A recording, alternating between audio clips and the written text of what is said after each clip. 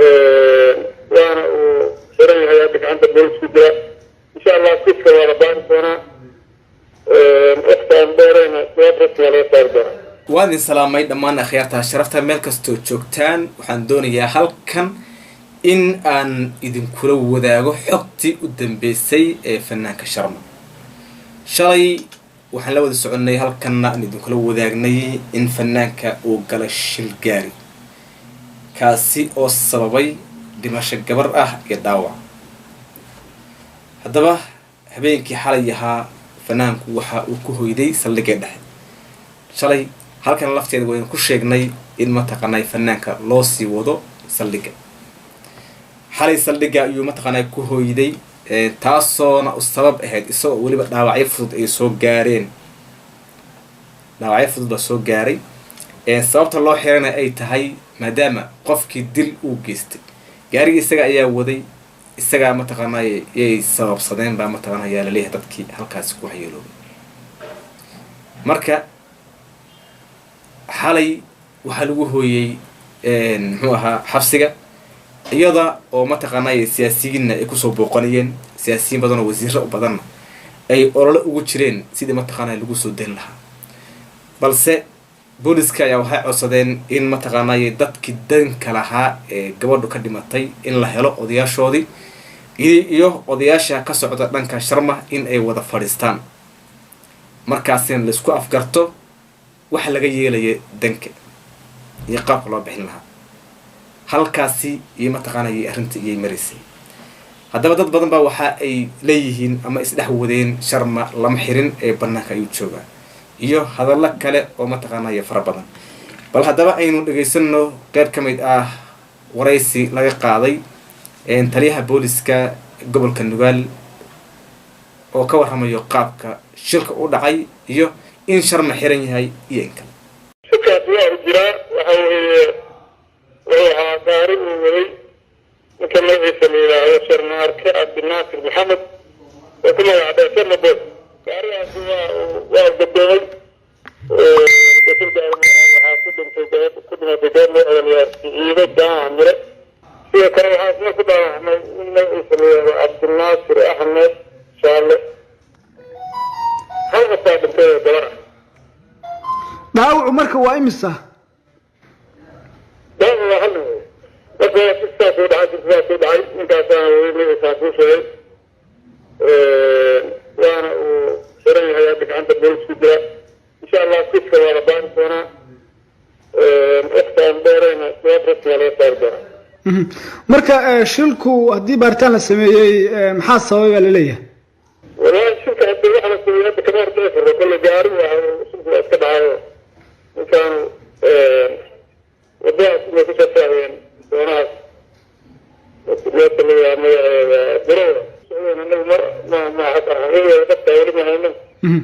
ما أخذنا بيان صوب عن كيف توري كذا عندك ولا بارجة إن شاء الله دارس بس بنذكر بسر الله بالدنيا رح هذا دارس marka Sharma Boy hadda xagee jooga أنا في هذا الصندوق اللي أنا أقوله كفرية ما نوينا وأنا داونا intaas waxay ahayd hadalka taliyaha oo ma taqaanay cadeey ama ba sheegay in Sharma uu xiran yahay una xiran yahay dadkii danka lahaa sida markii shilku waa dhaca oo ma taqaanay kan ma ahayn camdi ma ahayn oo wax uu tala galay ma ahayn laakiin shilka noocan oo kala marka uu dhaco diya ayaa ma taqaanay ka waajibtay qaabkii diya lagu bixin lahaa yaa ma taqaanay waa inay ka wada hadlaan labadii reer ee ma taqaanay ka soo kala jeedeen dadkii dhibka gaaray haddaba Sharma xilligii uu ma taqaanay shilka uu galay yaa waxaa la sheegay in uu xaalad khatar ah in ma taqaanay uu ku sugnaa waliba dadka qaar ama waxoogaha qaar seen u soo gaarayaan markii booliska la keenay baaritaan la mariyay lagana fiiriyay lagana baaray in wax mukhadaraad ah uu isticmaalay xilligii gaariga uu waday waan ogeyn oo xiisad kale ayaa ma taqaanay jirtay oo ka dhaxaysay isaga iyo Daahir balse ma la dhihi karaa in wax u weheliyeen maadaama isaga laftiisa uu horay u sheegay in balwadu ay ku kala tageen hooyo iyo aabo taasi waa xogihii ugu dambeeyey ee mataqaanay laga soo warinayo xabsiga dhexe ee Garowe. haddaba dhanka kale haddii iidan aynu ka hadalno khilaafkii u dhexeeyey isaga iyo Daahir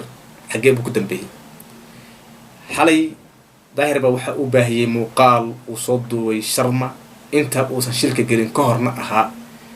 uuna ku sheegay in uu ku khaldamay Daahir, uuna raali gelinayo asaga iyo bulshada Soomaaliyeed dhammaan wixii uu ka galay khalad in mataqaanay uu raali gelinayo, uuna doonayo in uu dib u helo janalkiisa iyo maamulkiisa intaba. Daahirna waxa uu yiri waan ka aqbalay waana qaatay wixii mataqaanay wiilka asaga wala kacay ee mataqaanay dagaal ahaan hadii uu mataqaanay uu naga raali geliyay waanu qaadanay raaliga isaga iyo dhammaan bulshada Soomaaliyeed inta uu ka fogeystay. laakiin si Daahir dhanka kale waxa uu cadeeyay sheegay in inankii janalka uu hayay Deeq Darajo in wali dagaal uu kula jiro, uuna copyright uu ka hayay Daahir in uu kula dagaalayo oo mataqaanay strike badan in uu dirayo, taasi oo halis gelin karta janalka Daahir hadii mataqaanay 3 YouTube oo kala duwan hadii looga diro strike waliba remover in janalka hawada uu ka baxayo. waa dagaal kale oo asna hor leh oo ka dhax qarxay Daahir iyo inanka yarka.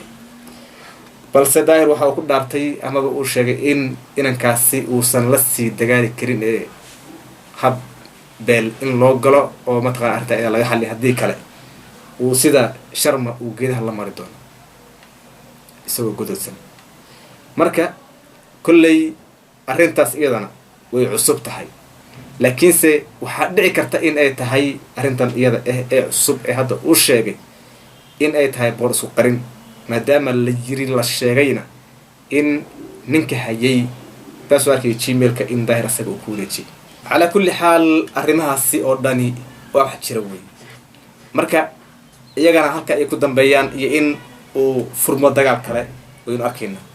balse inaga markasta waxaynu ku baaqi jirnay haddana ku baaqaynaa in dagaalka caynkaas ee ku saabsan youtuberada in la soo afjaro oo la joojiyo. markii la soo afjaro oo la joojiyo markaas nin kasta faa'iido waa helaya, balse sidan hadda wax ku socdaan dad baa faa'iidayo dadna waa ku khasaarayaan. balse waa sharaf hadii mataqaanay marba la soo afjiray dagaalkii u dhaxeeyay Sharma iyo Daahir, in kasta oo hadii Sharma isagu mataqaanay ay arrinta ayada guul darro weyn mataqaanay u ahayd, kulli wax qornaab u ahaa in gacantiisa gabadhaasi in ay ku baxdo. wax qornaab u ahaa oo dagaalkan waxa loo waxeenayay waxay ahayd gabadhaasi ajal baa looga dhigay saa mataqaanay sababto yaa u qornay. على كل حال كلي وحي كلا يجانا كسر كرو حق أو كسابسن إن حالها يو إن حبسك إنه كسر بحي يقابك لبضة بين مثلا أهشين يمشي بحمر ينا هل كان إن شاء الله إذن كل وضع جدولنا حقها ندين سو قد بين إنه كمرة هنا واحد بيننا أنت بدن مركي أن دقة نسيفي عنا أن أصو حورانو لا نحيرنا ما يليه مثلا يلاقيه ري ورك يعني إذن سو قد بيننا dad badan waxa laga bartay baraha bulshada in been iyo propaganda wax aan jirin ay dadku soo gudbiyaan. shalay baa arkeen dad badan oo ku hadaaqay sheegaya in Sharma inuu dhintay. waxyaabaha YouTube-ka mataqaanay sumcadiisa hoos u dhigay. markaas ku dadaal in dadka soo gudbiso wax xaqiiqo ah ku dhex. daawadayaal intaan barnaamijkan ka xiiq kulmayno waxaan kaga tageynaa nabadgelyo.